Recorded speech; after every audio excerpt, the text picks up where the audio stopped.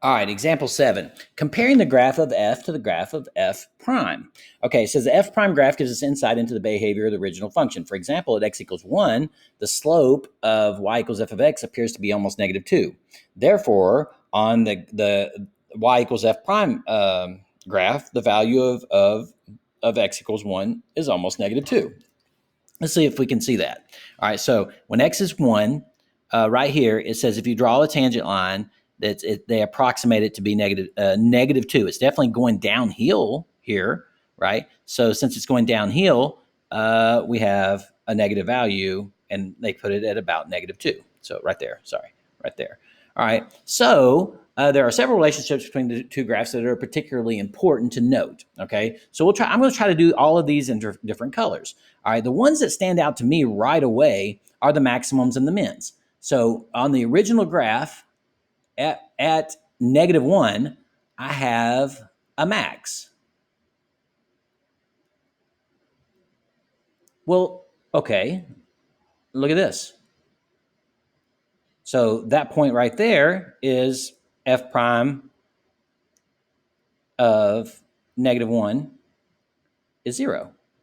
Okay, I don't even need to really say that because we can see it, but I did write it out. All right, so we have a max, and then it's f prime equals 0. Now, it's even more than that because on this side, the slope values are positive. All right, let's do that. So I'm gonna kind of highlight everywhere slope values are positive on this graph, going up, going up, going up, going up, going up, and look where this shows up on this graph. Well, the derivative values are positive because the slope values are positive. Okay, and then also we start going up again right here. All right, and then looky over here. Those correspond. All right, because these values are going slope values are all going up. The slope is positive, so all that should be above the x-axis. Now look at the moments where it's going down. Let's go purple on that. Going down, down, down, down, down, down. This whole time, right? Slopes are negative the whole time. So look where the derivative function is graphed. Oops. Okay.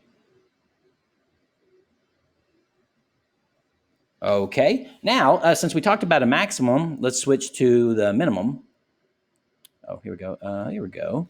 All right. So here we have the min.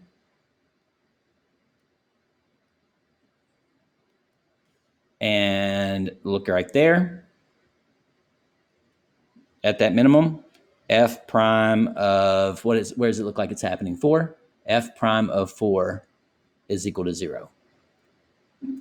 Okay. But it's a little bit more than that because if the function was going down because it had negative slope values and then became start going up, well, that's exactly what a minimum is. It went down and it went up.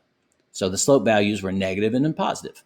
Over here at this max, it went up and then down. So the slope values went from positive to negative. All right. So over here, it's about positive and negative.